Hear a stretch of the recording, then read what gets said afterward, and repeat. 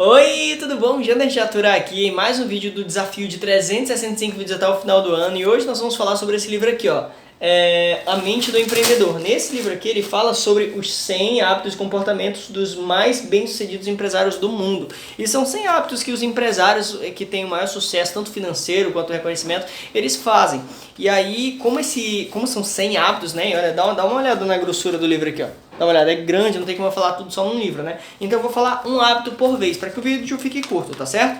Então o primeiro hábito, eu anotei aqui, ó, no meu caderninho, na minha colinha, ele fala o seguinte: o primeiro hábito é pensar grande. Ele fala que uma empresa fracassa quando pensa pequeno.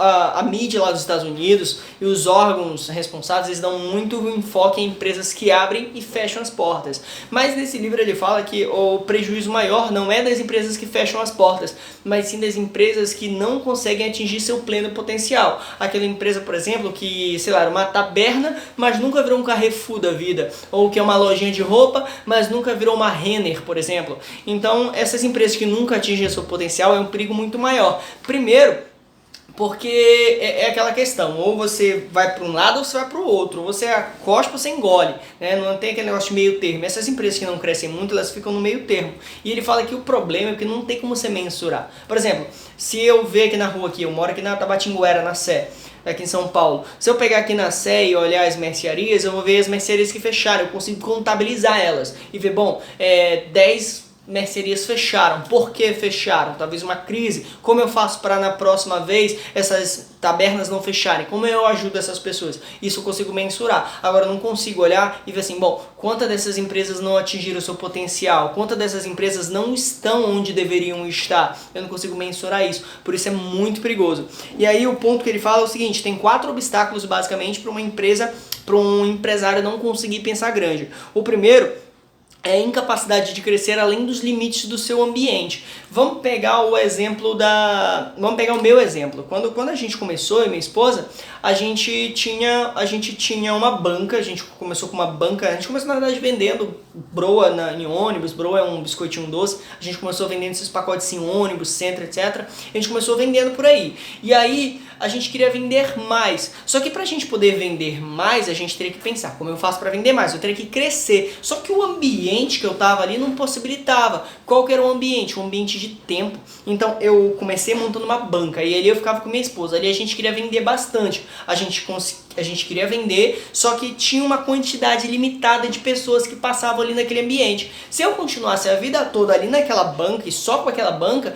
eu estaria entrando no primeiro obstáculo, que é incapacidade de crescer além dos seus ambientes. Eu não conseguia crescer além daquela banca ali. Para me crescer, o que eu tinha que fazer? Conseguir novas bancas. Então eu, com cara e coragem, fui invadindo espaços públicos mesmo, não aluguei nada, fui invadindo espaços públicos e comecei a montar outras bancas, contratei outras pessoas. Ou seja, para eu crescer, eu tive que vencer o obstáculo 1, que era crescer além do meu limite. Qual era meu limite? Aquele espaço, aquela banca e a quantidade de pessoas que passavam ali. Eu não conseguiria vender mais do que a quantidade de pessoas que passavam ali. Consegue entender? O segundo carecem de motivação para se dedicar a uma grande ideia. Isso é muito comum e eu posso falar de mim de novo. Aconteceu muitas vezes na minha vida de eu ter uma grande ideia e aí eu me dedicar ao primeiro dia, me dedicar ao segundo dia, mas no terceiro dia eu ficar, mas é grande demais, cacete, imagina só, eu quero, por exemplo, ter 30 mil pessoas nos meus grupos de WhatsApp, no qual eu faço vendas atacadistas, mas 30 mil pessoas, caramba, vou ter que me dedicar tanto por dia. Então a motivação ela ia acabando, tá? O terceiro ponto que ele fala é falta de autoconfiança para pensar grande. E aí isso acontece com todo mundo, tá? Não existe um ser humano que seja perfeito nisso. Você tem um projeto que você pensa assim, vou dar um exemplo meu, tá? Comecei com minha esposa vendendo roupa,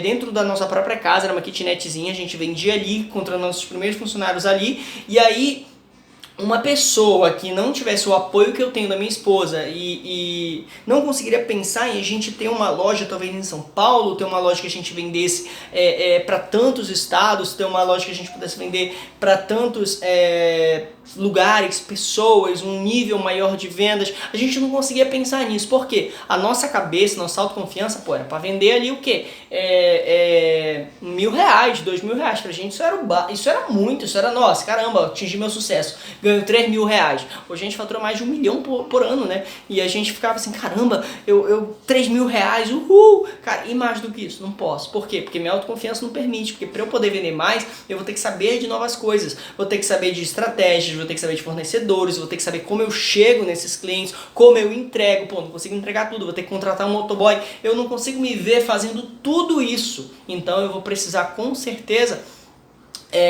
vou precisar desistir dessa ideia, porque eu não vou conseguir. Então isso acontece com muita gente. Eu vejo clientes nossos que compram para revender, que ao invés dessas pessoas procurarem novos clientes, irem atrás de novos clientes, pensarem grande, se tornarem grandes realmente vendedores da sua cidade, elas se contentam só em vender para as pessoas que elas já conhecem. Vender fiado, inclusive, né, para essas pessoas que já conhecem. E elas não pensam grande, porque elas não têm autoconfiança, que é o que ele fala no livro, né? O quarto que ele fala é o seguinte: não ter conselheiros de grande resultado. Conselho, se fosse bom, ninguém dava, se vendia, né? Isso a gente já ouviu muito. Só que é muito comum as pessoas ouvirem conselhos de pessoas que elas já conhecem. Conselhos de pessoas que não têm grande resultado. Conselho daquela do vizinho, do fulano, que você falou, fulano, como é que eu faço pra investir nessa ideia aqui? Ah, fulano, é só você fazer um empréstimo, então, sei lá, pula pro santo fulano de tal e faz alguma coisa. Só que essa pessoa não tem um grande resultado. E aí acontece duas coisas. Ou a pessoa que não é um grande empreendedor de sucesso, né? Que ele fala sobre empreendedores de sucesso. Ou ela se aconselha com pessoas medíocres, ou seja, pessoas que estão na média dela, ou pessoas que estão abaixo dela. Dificilmente, ou quase nunca, ela vai se aconselhar com pessoas que estejam num nível muito alto, num nível de expertise, num nível de grandes resultados. Quando eu e minha esposa começamos, a gente buscava muito conselho. Aí vocês já sabem o segredo do nosso sucesso, né? Rápido, de sair de vendedores de bro em ônibus, centro, banquinha, no sol quente, em menos de 2 anos de faturamento milionário.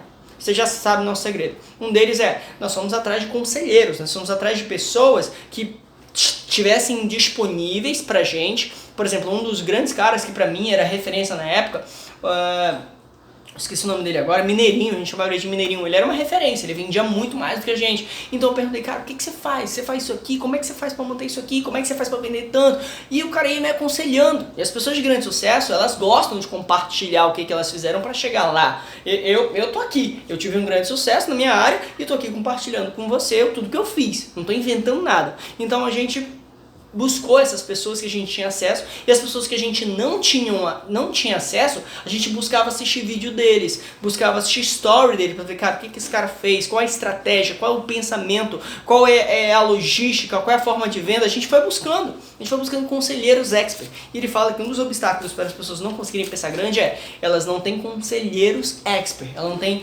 acesso a pessoas que têm um grande resultado. A gente também não tinha, a gente foi atrás do que a gente podia, do que era muito melhor do que a gente. E quem a gente não tinha acesso, a gente assistia vídeo, comprava curso, comprava livro, tá certo? E aí, aqui ele termina com um exemplo no livro sobre a grande primeira ideia dele, que ele fala que foi algo que ele queria vender um site, e esse site ele queria vender só para o pessoal da faculdade dele. Quando ele percebeu, tinham grandes empreendedores que tinham um site que não era nem tão bom quanto o dele, que começavam a ter uma grande ideia e pensar em vender para os Estados Unidos inteiro, né? São 50 estados, ele começou a vender para os Estados Unidos inteiro, e veio o Facebook, vendeu para os Estados Unidos inteiro e ainda vendeu para o mundo inteiro. Então o mundo inteiro hoje tem Facebook, e começou dentro de uma faculdade. E ele falou que o dele foi a mesma coisa, mas ele só não fez isso por conta que ele não conseguiu pensar grande.